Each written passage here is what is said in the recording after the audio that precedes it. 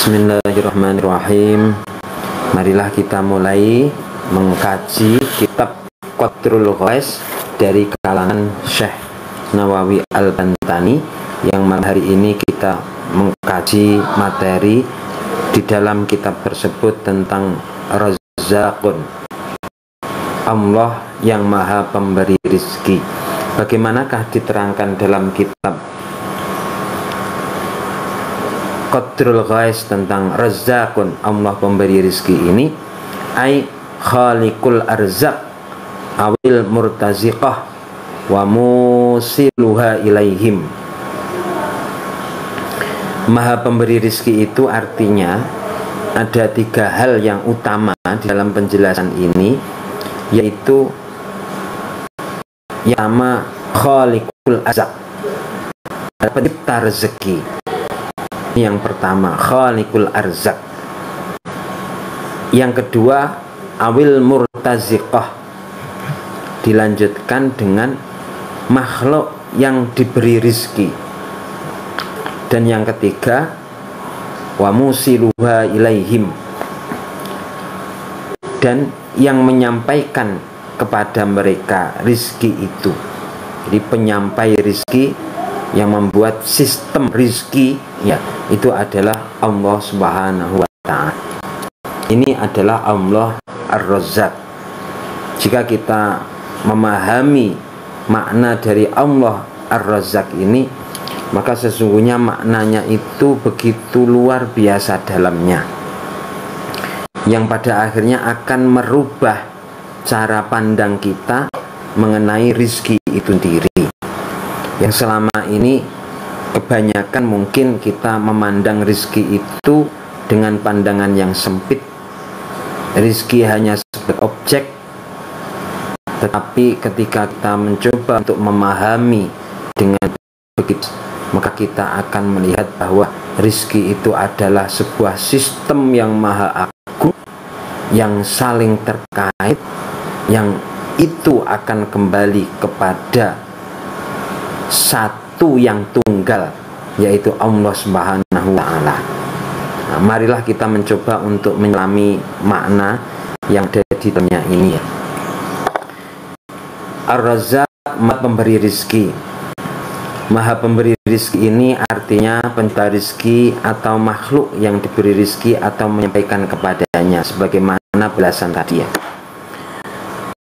Pikiran dari ini adalah di dalam kitab Qatrul Ghais, ya, yang telah disebutkan tiga hal tadi.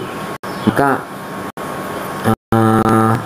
pilar pertama jika kita jelaskan, ya, adalah pencipta rizki itu sendiri, ya, pencipta rizki itu. Nah, coba kita renungkan, butir beras di piring kita, ataupun rupiah dompet kita, ataupun udara yang kita hirup, ya, semua itu bukanlah sesuatu yang selalu ada kemudian tinggal kita ambil. Bukan seperti itu. Semua yang ada di sekitar kita itu sebenarnya hakikatnya sebelumnya itu tidak ada, kemudian diadakan oleh yang maha ada. Oleh karena itu kita harus menyadari bahwa segala sesuatu yang ada di sekitar kita, bahkan kita itu hakikat tidak ada, kemudian diadakan. Maka yang menjadi pertanyaan, apakah yang mengadakan ini? Sebagai orang yang beriman, kita pasti akan menjawab Allah Subhanahu wa ta'ala sebagai pencipta, khalaq. Sebagaimana kemarin telah diterangkan, khalaq itu yaitu penciptaan Allah Subhanahu wa ta'ala terus menerus berjalan di atas bumi ini. Dan juga penciptaannya itu begitu presisi, begitu istimewa, begitu tidak ada celah kegagalan sedikit pun karena saking presisinya dalam setiap penciptaan itu. Sebagai contoh, seperti nasi yang kita makan yang ada di piring kita itu begitu presisi, begitu istimewa penciptaannya dari kandungan-kandungan yang ada di dalamnya, yang nanti coba akan kita ulas secara saintifik ya, secara rasional, secara ilmiah, bagaimana kandungan-kandungan di dalam beras, di dalam gandum misalkan, itu begitu presisi, begitu sempurna dengan kandungan-kandungan, bahkan sebelum kandungan itu ada, sebuah sistem telah membentuknya dengan sistem yang sangat presisi, dari mulai cahaya matahari. Di dalam cahaya matahari terkandung unsur-unsur yang begitu presisi memenuhi kebutuhan padi, dan kemudian padi itu tercipta dengan kandungan-kandungan yang begitu presisi istimewa yang dibutuhkan seluruh nutrisi-nutrisi yang ada di dalamnya, seluruh kandungan-kandungan yang ada di dalamnya dibutuhkan oleh kita sebagai makhluk. Oleh karena itu, pada akhirnya kebutuhan kita dengan kebutuhan hewan, misalkan kebutuhan kambing, kebutuhan sapi, itu berbeda ya. Kita bisa makan nasi ya, kemudian kita tidak bisa makan rumput ya, karena memang rumput itu diciptakan kandungan-kandungan di dalamnya tidak presisi sempurna untuk kebutuhan kita. Tetapi Allah itu sudah menyiapkan bagi kita rezeki tersendiri berupa nasi misalkan, berupa daging ya, yang mana nasi, daging itu telah diciptakan oleh Allah sangat presisi, persis seperti apa yang dibutuhkan oleh tubuh kita. Begitu juga untuk makhluk yang lain itu, seperti singa itu tidak bisa makan nasi, tidak bisa makan rumput ya, tetapi mereka itu telah diberikan rezeki yang lain yang sudah disiapkan oleh Allah Subhanahu wa Ta'ala, berupa hanya daging mungkin ya, daging dan tidak matang, daging yang mentah, karena memang kebutuhan nutrisi yang dibutuhkan oleh singa itu ya daging yang mentah itu, dan daging mentah itu dari hewan-hewan tertentu memiliki kandungan yang sangat presisi untuk kebutuhan mereka. Jadi Allah itu akhirnya menyiapkan seluruh makhluknya yang ada di dunia ini, yang makhluknya itu bermacam-macam. Yang kita tahu ini hanya mungkin sebagian kecil saja ya yang kita tahu, tetapi yang kita tidak tahu sangat banyak sekali. Bahkan masih banyak sekarang ini ditemukan dalam penelitian itu penemuan hewan baru, penemuan makhluk jenis baru, penemuan sebuah ekosistem jenis baru, dan lain sebagainya, menunjukkan bahwa masih banyak sekali makhluk jenis yang bermacam-macam yang belum kita ketahui. Dan semua jenis makhluk yang bermacam-macam yang belum kita ketahui itu semuanya diberikan rizki oleh Allah Subhanahu wa Ta'ala masing-masing sesuai dengan kebutuhannya. Allah telah menciptakan akhlak dengan presisi antara kebutuhan dengan yang dibutuhkan oleh makhluk itu sendiri untuk dia kemudian bisa hidup di muka bumi ini. Maka sesungguhnya ketika kita melihat seperti itu ya, kita ini tidak usah khawatir ya, bagaimana rizki saya, bagaimana saya bisa hidup. Allah itu telah menyiapkan begitu sempurna dengan khalaqnya itu yang maha mencipta, dengan begitu mendetailnya itu, begitu sempurna, luar biasa. Hewan-hewan makhluk yang ada di dalam tanah, dasar tanah yang sangat dalam sekali, itu mereka itu telah disiapkan rizkinya oleh Allah. Di tanah yang mungkin sulit bergerak ketika kita berpikir dengan pikiran kita sebagai manusia, bagaimana mereka bergerak di dasar tanah. Kenapa mereka malah memilih dasar tanah padahal mereka hidup? Kenapa kok tidak enak di luar saja, bisa sambil hidup, sambil menikmati pemandangan yang indah mungkin seperti itu? Kenapa mereka kok memilih di dasar laut, memilih tanah? Mereka tidak bisa bergerak, hidup dalam kegelapan. Subhanallah, luar biasa keagungan Allah di dalam penciptaan yang begitu maha agungnya, yang kita itu sebenarnya tidak tahu banyak, hanya sedikit saja yang kita tahu. Hanya sedikit saja yang kita tahu ketika kita mencoba untuk menengok seperti itu. Ternyata subhanallah, maha besar Allah segala penciptaannya. Dia sudah menciptakan, Allah subhanahu wa ta'ala juga kemudian merancang bagaimana ciptaannya itu terus menerus eksis, mampu untuk hidup, berkembang biak, mampu untuk terus mereka melanjutkan kehidupan. Luar biasa makhluk yang ada di dasar laut, yang ada di dasar tanah dengan kehidupan yang sangat gelap. Bagaimana kemudian Allah mengatur ekosistemnya bergerak begitu sempurna, mengatur mereka harus makan, mengatur mereka harus membentuk keluarga yang bisa melanjutkan keturunan. Ini semuanya adalah skenario dari Allah Subhanahu wa ta'ala sebagai pencipta. Maka marilah kita pikirkan hal-hal yang seperti itu, sehingga kita itu pikirannya tidak hanya sempit, memikir diri kita yang seakan-akan terpuruk, diri kita yang seakan penuh dengan luka dalam kehidupan ini, diri kita yang seakan-akan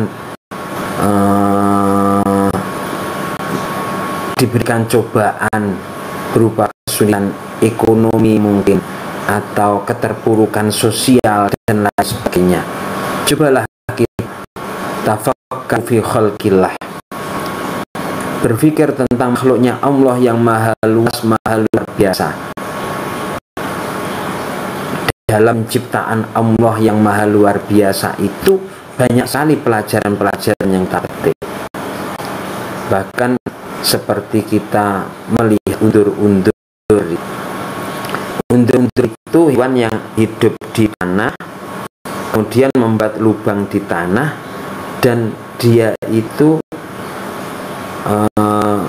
tidak memburu mangsa, tetapi hanya menunggu mangsanya saja.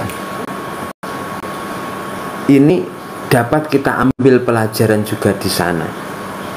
Kita sering berpikir dan merasa bahwa yang namanya rezeki itu harus dicari keluar. Yang namanya bisa mendapatkan makanan itu kita harus lari keluar, memburu keluar. Tetapi ternyata Allah itu menunjukkan satu contoh makhluknya yang bisa kita pelajari juga. Dan kemudian statement kita yang seakan-akan mengatakan harus keluar itu tadi ya, itu terbantahkan sini. Seperti undur-undur itu, mereka itu ternyata tidak keluar. Mereka hanya ada di dalam sarangnya, dan ternyata di dalam sarangnya itu mereka itu kemudian oleh Allah digerakkan makhluk yang lain untuk menuju sarangnya dan menjadi bahan makanannya. Artinya di sini bahwa ternyata statement kita yang mengatakan untuk makan harus lari keluar memburu rezeki dan lain sebagainya, itu sekilas mungkin agak terbantahkan dengan kasus bagaimana ubur-ubur mencari rezeki. Ubur-ubur tidak harus lari keluar memburu masanya keluar seperti singa, dia hanya ada di dalam rumahnya saja, ternyata juga masih bisa hidup. Termasuk juga laba-laba hanya diam di rumahnya saja, ternyata juga masih bisa hidup. Atau mungkin cicak, kalau lagu cicak di dinding diam merayap, datang seekor nyamuk lalu ditangkap. Kalau kita lihat dari situ, sebenarnya lagu ini ada nilai ketauhidan yang tinggi. Kenapa? Karena cicak itu basis makanannya antara lain itu hewan-hewan yang terbang, sedangkan cicak itu tidak bisa terbang. Lantas kalau kita berpikir secara rasional, ya itu kan terus harus bagaimana wong saya ini tidak bisa terbang, tetapi makan saya itu hewan yang terbang. Ini kan kemudian membuat kita itu seakan-akan pesimis dengan rezeki, ya. Ternyata lagu itu melanjutkan syairnya, cicak-cicak di dinding diam-diam merayap, datang seekor nyamuk, hap lalu ditangkap. Yang datang itu ternyata nyamuknya datang, nyamuknya datang, kemudian hap lalu ditangkap. Nah, ini lagu, cuman ya istilahnya kita katakan saja. Paling tidak beberapa hal ini seakan-akan mematahkan statement dan anggapan kita bahwa mencari rezeki itu jangan kemudian selalu dikaitkan dengan nafsu ego kita yang mengatakan bahwa kita mencari rezeki itu harus keluar, harus mencari, harus kemudian memburu, ya. Tanpa seperti itu tidak mendapatkan rezeki. Ketahuilah bahwa sesungguhnya rezeki itu sudah dari Allah, dan skenario-nya sangat luar biasa terkait dengan rezeki itu, yang nanti akan kita bahas skenario di dalam rezeki dari Allah yang telah diciptakan oleh Allah itu. Ini pada penjelasan kedua dari kitab tersebut, ya, bahwa setelah Allah itu zat yang menciptakan rezeki, Allah itu juga menciptakan makhluk yang diberikan rezeki. Ini pemahaman kedua yang disebut sebagai amraziqah.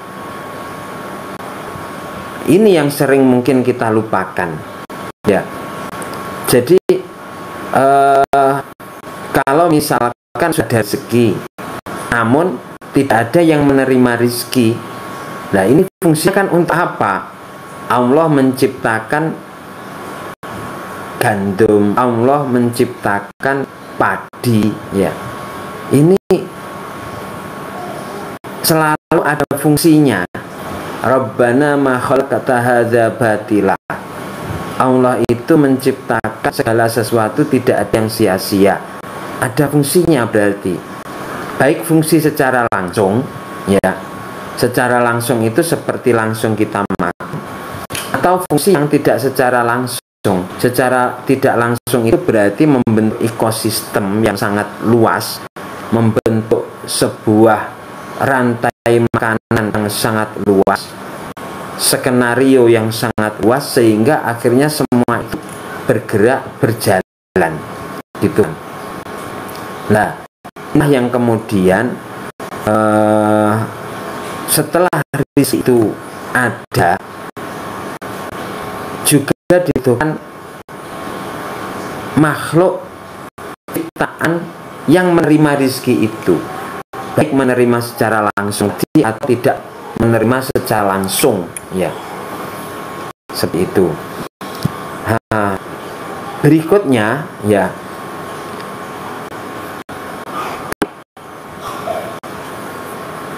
secara lebih mendetail, misalkan ya,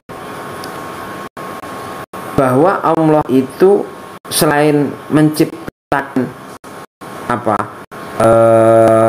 padi misalkan tadi, atau gandum gitu ya, dia juga kemudian menciptakan lambung kita yang siap menerima gandum tersebut dengan kadar tertentu ya. Ini dari kadar tertentu dari lambung kita. Lambung kita itu dengan kadar tertentu siapnya yang menerima sesuatu yang memiliki kadar tertentu yang sesuai dengan lambung itu. Nah ini, oleh karena itu masing-masing kembali kepada kholak tadi ya, yang telah menciptakan dengan begitu presisi ya segala sesuatunya.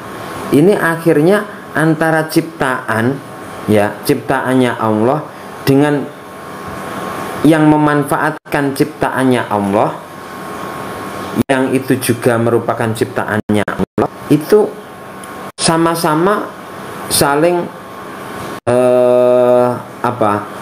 istilahnya saling menyambut gitu, saling menyambut sehingga akhirnya pas gitu ya, sehingga akhirnya pas. Dan ini masuk di dalam skenario yang luar biasa. Di dalamnya itu terbentuk sebuah jaringan kerja yang luar biasa. Nah ini. Kemudian yang ketiga adalah penciptaan ya dan penyampai. Penciptaan dari Allah yang Maha Pencipta rizki tadi ya. Kemudian pernah itu tadi, ini Allah itu juga membentuk sebuah mekanisme di dalam penyampaian rizki itu yang disebut dengan mushiluha ilaihim ya. Nah ini adalah sebuah sistem yang maha agung, yang kemudian di dalam sistem itu saling memiliki hubungan yang saling memberikan manfaat ya. Di dalam sebuah ekosistem yang besar ya, itu antara satu dengan yang lain itu tidak saling merugikan, tapi sebenarnya saling berhubungan dan saling memberikan manfaat antara satu dengan yang lain. Sebuah rantai makanan, makan dan dimakan itu tidak kemudian hanya memberikan mudarat, seperti kita lihat kok enak dia hanya makan, nah yang dimakan bagaimana? Semua itu ada hubungan saling kait dan juga berikan di dalamnya. Nah ini yang harus kita pahami. Dan sesungguhnya sistem itu terjadi bukan sebuah kebetulan, akan tetapi dirancang dengan begitu presisi, begitu istimewa, sehingga alam ini akan tetap mampu untuk bertahan, alam ini akan tetap mampu untuk berkelanjutan. Ini sebuah kebetulan, ini adalah sebuah sistem tunggal yang diciptakan, yang dirancang skenarionya oleh sutradara satu yang maha agung. Nah, contohnya misalkan sekilas ya, kita melihat singa macan itu anaknya sedikit karena dia tukang makan.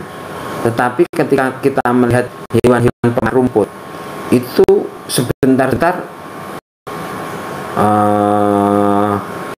bereproduksi, bertambah ya keturunannya, sehingga jumlah sangat banyak sekali. Jika kita melihat tayangan yang ada di Afrika misalkan itu ya, itu antara makanan ya, misalkan hewan-hewan seperti banteng dengan yang memakan misalkan singa, itu jumlahnya selalu lebih banyak singa, ya. Ini merupakan sebuah skenario ekosistem. Begitu juga kita, ya. Kita itu termasuk ya sulit berkembang. Nah, paling-paling anaknya 1 atau 2 dalam jangka waktu berapa tahun, ya. Tapi yang kita makan dari makhluk yang juga hidup yang kita makan seperti nasi, ya, ini jumlahnya sangat banyak sekali, mudah sekali berkembang, mudah sekali hanya beberapa bulan kemudian sudah menguning, tua, dan bisa kita makan, ya, seperti manusia yang umurnya panjang itu, ya. Atau mungkin ketika kita butuh makanan seperti ayam, ya, ayam, mentok, dan lain sebagainya, mereka itu rancang anaknya banyak, satu kali bertelur bisa sampai 15, 10 gitu, ya. Kemudian dengan jumlah anak yang banyak itu, mereka ayam bebek itu anaknya cepat besar sehingga cepat bisa dikonsumsi. Nah, semuanya itu memang sudah menjadi skenario, siapa yang dimakan, ya. Ini sudah ada takarannya yang presisi. Bayangkan misalkan ayam itu, ya, seperti manusia bisa menghasilkan keturunan hanya berapa, ya, misalkan 4 tahun atau 5 tahun sekali, dan membutuhkan waktu yang panjang seperti manusia untuk berkembang, ya. Terus kalau lama gitu kan, sekali makan ayam udah habis kan, karena nunggu lagi itu sangat lama gitu kan.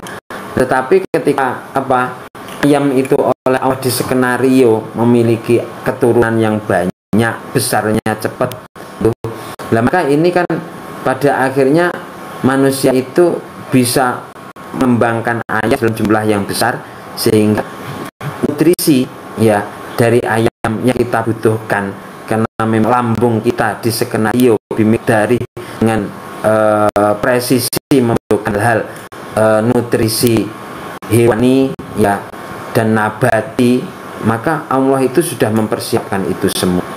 Jadi ketika kita menyadari bahwa sesungguhnya Allah itu sudah menyiapkan dengan begitu luas apa yang kemudian kita katakan sebagai rezeki, maka sesungguhnya kita itu tidak usah khawatir terkait dengan rezeki kita yang kita coba untuk cari, ya. Karena sebenarnya ya sama, sudah ada di dalam skenario Allah Subhanahu wa Ta'ala ini. Nah, berikutnya dari pemahaman ini, maka bagaimanakah ini mampu kita ambil benang merah di dalam perjalanan suluk kita ini, ya. Sesungguhnya, ya, kita ini kan sering sekali merasa bahwa, ya, kita ini merasa gundah gelisah, ya, gundah gulana gelisah, stres dan lain sebagainya terkait dengan masalah rezeki misalkan. Kenapa ini terjadi? Karena kita selama ini yang kita lihat itu hanya objek-objek rezekinya itu, ya, hanya perjalanan rezeki itu, hanya benda yang makan rezeki itu. Kita tidak menyadarkan hati kita kepada pencipta rezeki, sang pencipta mekanisme. Ketika kita kemudian menyandarkan diri kita, ya, maka diri kita itu akan menjadi tenang, damai, karena yang kita sandarkan itu adalah sang ngatur rezeki yang tadi sudah kita coba jabarkan. Ternyata hubungan di dalam terciptanya skenario, ya, sebuah ekosistem yang begitu besar di dunia ini luar biasa, dan semuanya itu sudah diatur begitu presisi oleh Allah Subhanahu wa Ta'ala. Lantas kenapa kita masih merasa gelisah ketika kita menyandarkan kepada Allah Subhanahu wa Ta'ala? Ini kan, maka gelisah kita itu hilang Karena penyandaran kita tidak lagi kepada barang-barang yang dinamakan rezeki itu, tetapi penyandaran hati kita adalah kepada Allah Subhanahu wa Ta'ala, sang membuat skenario rezeki, sang membuat sistem rezeki yang begitu luas pemahamannya ini tadi. Nah, selanjutnya dengan memahami ini tadi ya, Ar-Razzaq secara utuh ya,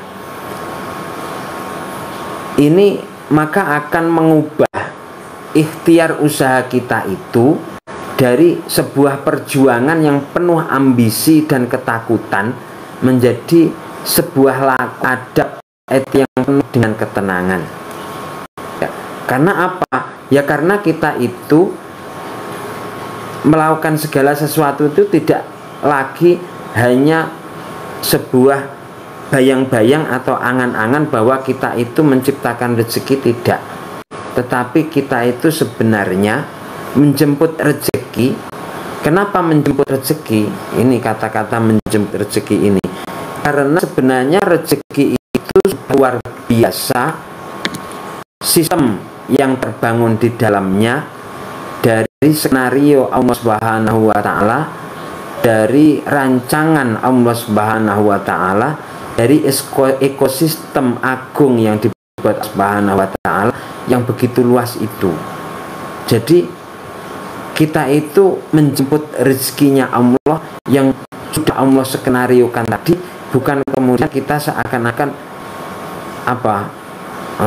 menciptakan rezeki ya. Memang rezeki itu sudah diciptakan tuh ya. Nah ini dengan hal tersebut akhirnya akan menghilangkan kesombongan kita yang mungkin mengatakan aku bisa ya, ini aku mampu, ini akan hilang dan diganti karena kita menjadi penjemput rezekinya Allah dari sistem atau dari skenario yang maha agung tadi. Maka kita itu akhirnya mengatakan dalam ungkapan mungkin kita bahwa ya Allah, aku menjemput rezekimu yang luar biasa skenario ya, dan aku taat pada perjalanan untuk menjemput rezeki itu. Aku juga merupakan bagian dari skenario mu itu ya Allah. Ini jadi akhirnya kita itu hilang kesombongan. Selanjutnya ya, dengan pemahaman terkait dengan rezeki yang seperti itu tadi, maka kita itu akan memiliki rasa syukur yang begitu luas kepada Allah Subhanahu wa Ta'ala ya. Ini karena apa? Ya sesungguhnya rezeki Allah itu ternyata sangat luas sekali, sangat luas sekali, sangat besar sekali. Tidak hanya berupa mungkin barang yang selama ini kita katakan sebagai rezeki, tetapi yang kita lihat rezeki Allah itu sangat luas ya, dari sebuah sistem yang besar tadi, sebuah sistem yang maha agung tadi, sebuah skenario yang maha agung tadi, dari mulai sinar matahari yang memiliki elemen-elemen dibutuhkan oleh tumbuhan untuk bisa hidup, kemudian tumbuhan yang kemudian memiliki elemen-elemen tersendiri yang itu juga dibutuhkan oleh kita, yang semuanya itu saling terhubung di dalam kehubungan yang maha agung di seluruh alam semesta ini. Itu sebenarnya rezeki yang kemudian menjadikan kita perlu bersyukur kepada Allah Subhanahu wa Ta'ala dengan rezeki yang begitu luas ini. Ya, jangan kemudian hanya berpikiran sempit. Rezeki berpikiran sempit kita sebagai uang. Rezeki berpikiran sempit kita artikan barang yang bisa kita lihat. Yang tidak kita lihat itu juga rezeki yang luar biasa. Contohnya apa? Contohnya yang tidak bisa kita lihat itu adalah udara yang berhembus ini. Nah, Apa kita sudah mencoba mensyukuri dari tadi pagi ketika Allah membangunkan kita? Bisa saja kita tidak bisa bangun, tidak bisa menghirup udara lagi. Dan apakah ada contohnya? Ada, banyak sekali orang yang tidur langsung dia langsung meninggal, dia langsung dipanggil oleh Allah. Itu banyak sekali. Namun nafas yang kita hirup, ya, pagi tadi sampai malam ini sudah berapa rizki, ya, yang diberikan oleh Allah. Kalau kita hitung, ya, yang harus kita mungkin bayar kepada Allah Subhanahu wa Ta'ala dari satu nafas kita saja itu. Belum nikmat yang lain, belum rezeki yang lain. Dari satu nafas kita bisa terus berhembus nafas kita, dari mulai kita bangun sampai kemudian malam hari ini. Apakah kita hari ini sudah menghitung berapa kali kita bernapas? 5 menit saja itu berapa kali hembusan? Kalau dirupiahkan, kita harus membayar berapa dari nafas itu? Pasti kita tidak mampu untuk membayarnya. Kenapa kok kemudian kita harus melupakan rizki Allah yang sudah nyata-nyata kita mulai kita bangun sampai malam hari ini, dan kita selalu mempermasalahkan mungkin rizki yang kita katakan sebagai uang, rizki yang kita katakan sebagai barang. Kenapa kita terlalu menutup mata kita? Ternyata Allah Subhanahu wa Ta'ala memberikan rizki kepada kita itu luar biasa, banyaknya luar biasa dan tidak bisa kita hitung. Maka selalu ucapkan alhamdulillah ya Allah, bersyukur ya Allah, ternyata begitu banyak rizki yang Engkau berikan kepadaku ya Allah. Mata ini bisa melihat, Engkau berikan kesempatan kurnia mata ini bisa memantulkan cahaya, sehingga kami bisa melihat dari pagi sampai malam hari ini. Engkau berikan detak jantung kami ini tanpa kami perintah, tanpa kami suruh, tanpa kelola, tanpa kami atur. Engkau telah mengatur sehingga berdetak dengan begitu presisi sempurna, sehingga kami masih bisa hidup ya Allah. Engkau berikan telinga kami, Engkau berikan kulit kami ini, ya, sempurna dengan penciptaan yang begitu presisi, luar biasa. Bahkan mungkin lidah kami, air liur kami ini memiliki kandungan-kandungan yang luar biasa yang Engkau ciptakan dengan begitu presisi, yang semuanya itu adalah nikmat darimu ya Allah, rizki darimu ya Allah. Kenapa dari banyak rezeki ini kami masih saja buta dan melihat rezeki berupa uang dan uang terus ya Allah? Itu hinanya kami ya Allah di hadapanmu. Itulah yang kemudian perlu kita pikirkan sahabatku, bahwa Allah itu maha luas dalam memberikan rezeki kepada kita. Dan selanjutnya dari penjelasan tentang rezeki tersebut ini juga pada akhirnya kita akan mampu memiliki sifat tawakal kepada Allah Subhanahu wa Ta'ala. Kenapa kok tawakal? Karena kita sudah yakin bahwa Allah itu membuat skenario yang maha hebat di dalam seluruh penciptaannya. Tidak ada sedikit pun yang meleset dari rencana Allah Subhanahu wa Ta'ala. Inilah yang kemudian perlu kita syukuri dan menjadikan diri kita itu tawakal kepada Allah Subhanahu wa Ta'ala. Sahabat-sahabatku yang berbahagia, selanjutnya coba kita melihat ya kajian-kajian dari hal-hal tersebut yang secara lebih spesifik kita kaitkan dengan kajian sains. Coba kita lihat ya, Allah itu yang pertama tadi menciptakan rezeki ya, yang maha luas itu tadi ya, sebuah sistem yang luar biasa hebatnya ya. Kita ambil satu contoh, misalkan gandum ya. Gandum itu tadi kan merupakan bagian dari rezeki ya. Lantas secara ilmiah sebenarnya gandum itu apa ya? Gandum itu adalah materi organik yang kompleks. Jadi organik kompleks yang terdiri antara lain ada karbohidrat, ada protein, ada vitamin ya, yang di dalamnya itu pada akhirnya memiliki potensi energi. Nah ini, dari mana potensi itu berasal?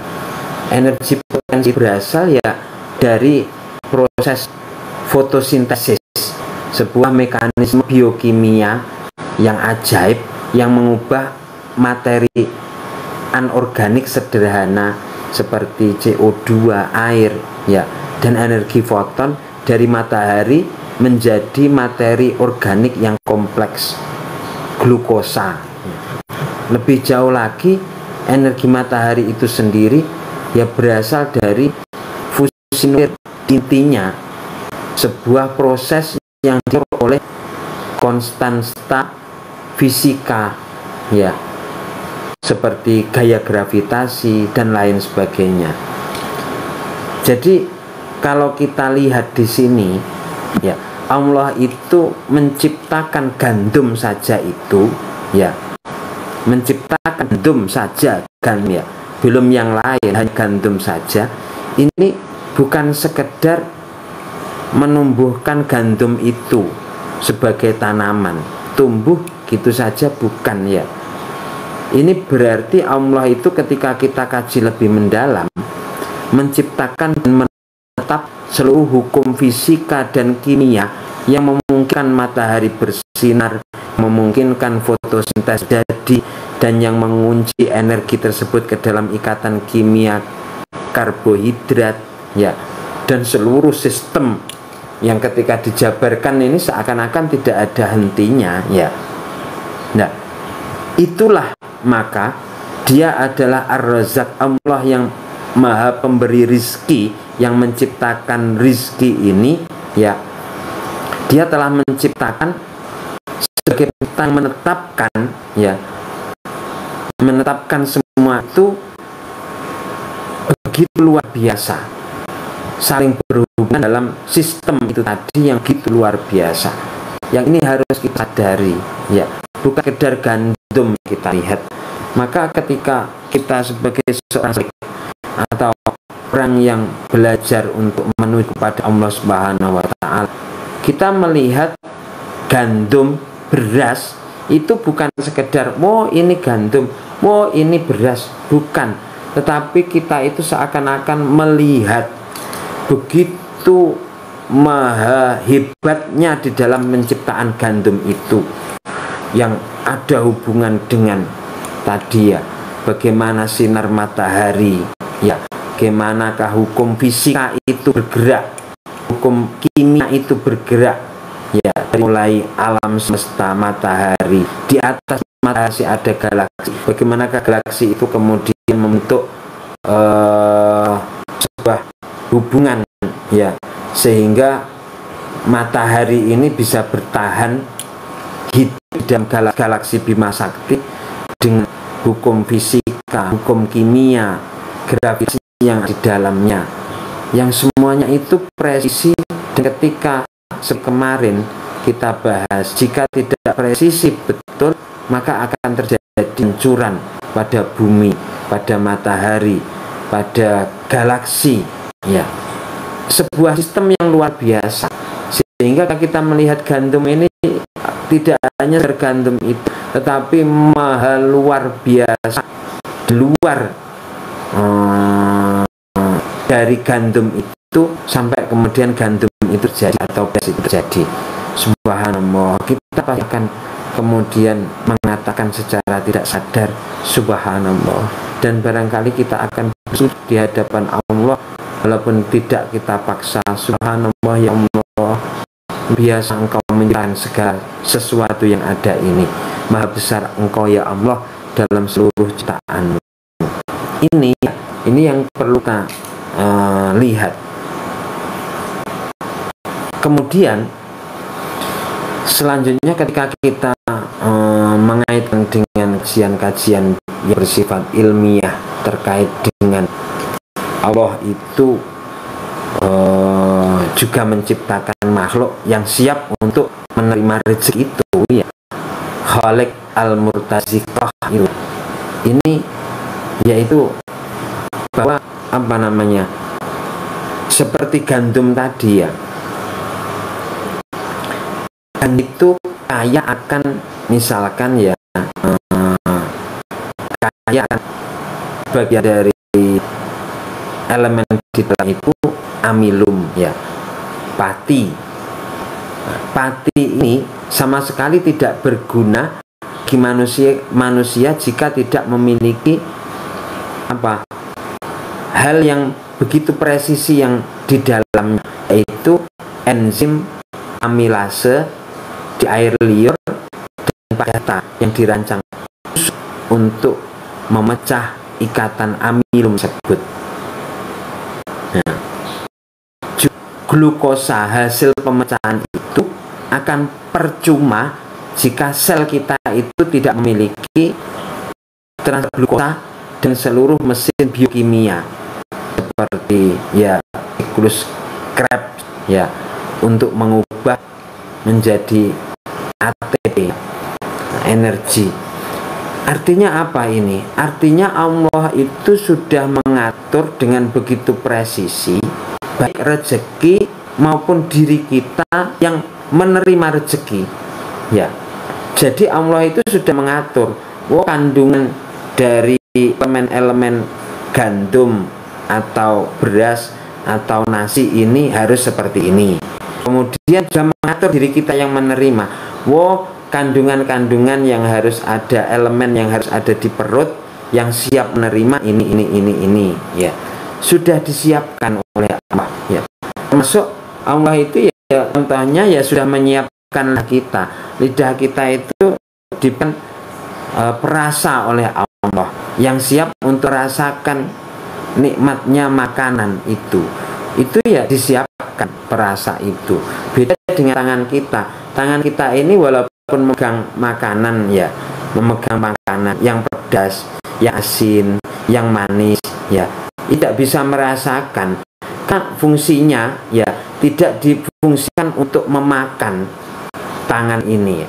Yang difungsikan untuk memakan, ya, lidah kita, mulut kita, yang itu semua sudah dipersiapkan. Enzim yang dibutuhkan untuk menikmati rezeki berupa makanan tadi sudah disiapkan oleh Allah Subhanahu wa Ta'ala. Dari sini kemudian pada akhirnya jika kita tarik di dalam kehidupan kita hari-hari, kita itu tidak perlu khawatir, ya, tidak perlu khawatir bahwa sesungguhnya Allah itu sudah menyiapkan yang luar biasa terkait dengan kebutuhan kita. Yang sebenarnya itu itu Allah itu sudah menyiapkan begitu luar biasa. Rezeki yang paling pas untuk kita itu apa jenisnya, kemudian kita itu yang siap menerima yang pas untuk kita itu apa jenisnya. Ini berarti Allah itu sudah mengatur dengan begitu luar biasa. Maka tidak perlu kemudian ketika kita sudah memahami ini, kita harus iri dengan orang lain, kita harus berpikiran terhadap orang lain. Itu kok dapat rezeki itu, lah kita kok tidak dapat. Itu kok punya itu, lah kita kok tidak punya. Yakinlah bahwa Allah itu telah mengatur dengan begitu presisi seperti itu tadi. Kita memang berbeda-beda, ya, karena memang manusia itu oleh Allah untuk berbeda-beda, saling mengisi dan saling memberikan manfaat di dalamnya. Ini. Nah, ini kalau secara umum misalkan kalau kita melihat hanya diri kita, ya itu kita mungkin merasa tidak adil. Tetapi ketika yang kita lihat itu luas, ya akhirnya kita menyimpulkan, subhanallah, engkau luar biasa ya Allah. Kenapa kok kita hanya bisa melihat diri kita? Yaitu saking kita itu lemah, kita itu rapuh, kita itu bodoh. Karena apa? Yang kita lihat itu ya sebatas kemampuan diri kita melihat diri kita. Mata kita penglihatannya terbatas, tidak sampai 100 km. Telinga kita penglihatannya terbatas, tidak sampai 100 km. Ya, kaki kita makanya terbatas. Oleh karena itu akal itu juga terbatas berpikirnya, karena dari informasi yang didapat indera yang terbatas itu tadi, sehingga itu mikirnya itu selalu sempit dan sempit terus.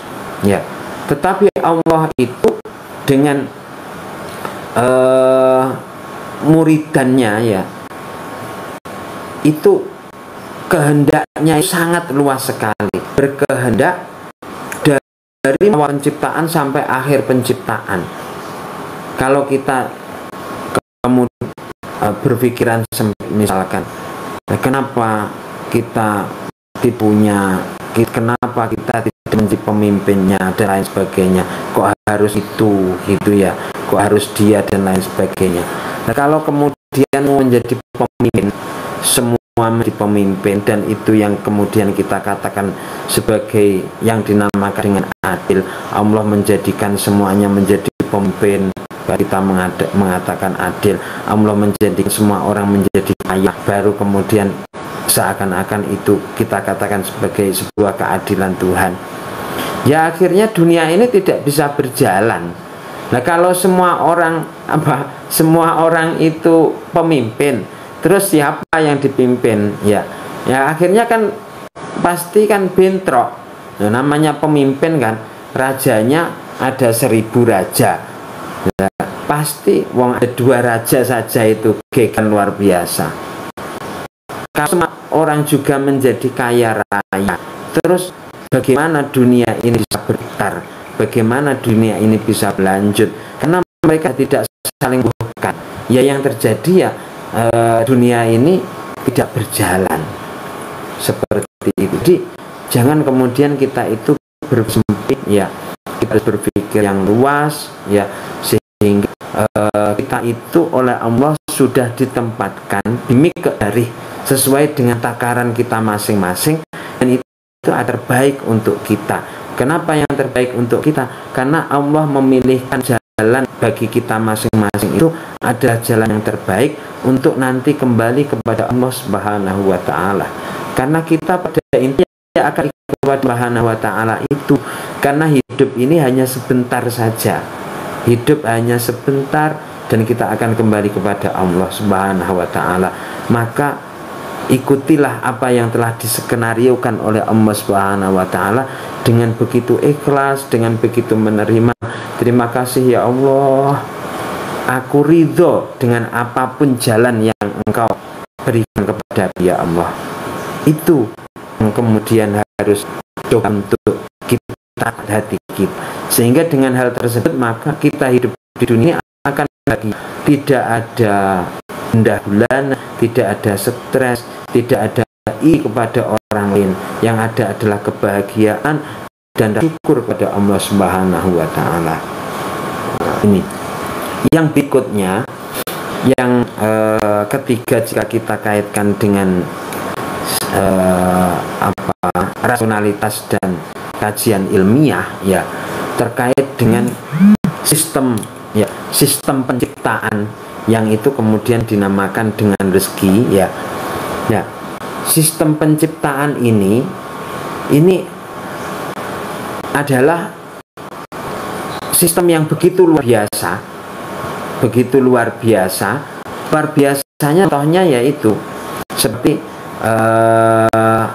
gandum sebagai rezeki makanan dan manusia yang memakannya, ya.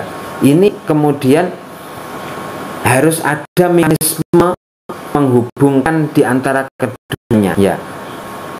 Seringkali menganggap ya mekanisme itu adalah usaha kerjaan kita saja ya. Tetapi sebenarnya ketika kita melihat secara lebih ya, mekanisme itu bukan kita, tetapi kita itu bagian mekanisme yang begitu luar biasa agungnya. Coba kita lihat ya. Coba kita lihat apa yang biasanya kita sebut sebagai bekerja ya. Bekerja itu membutuhkan serangkaian ciptaan yang tak terhitung jumlahnya ya. Hukum alam yang stabil, kemampuan kognitif, sistem ekologi dan ekonomi yang mengatur di dalamnya, semuanya itu saling terhubung antara satu dengan yang lain. Nah, ketika kita kemudian menganggap bahwa mekanisme di dalam bekerja kita atau proses kita bekerja itu kita semata-mata yang membuat, itu adalah pemikiran yang begitu sempit.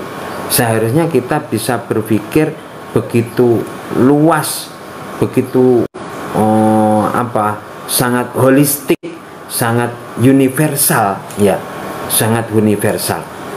Di dalam kita bekerja saja misalnya, di dalam kita bertani itu misalkan, bertani itu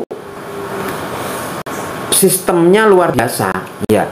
Di dalamnya itu misalkan kita harus patuh pada hukum fisika. Hukum fisikanya itu antara lain ya gaya ungkit cangkul ya, kemiringan cangkul berapa sehingga ketika kita bertani akhirnya bisa mencangkul. Ada hubungan yang luar biasa dengan ilmu fisika ya. Kemudian ada hubungan yang luar biasa dengan ilmu biologi, bagaimana siklus tanaman ya.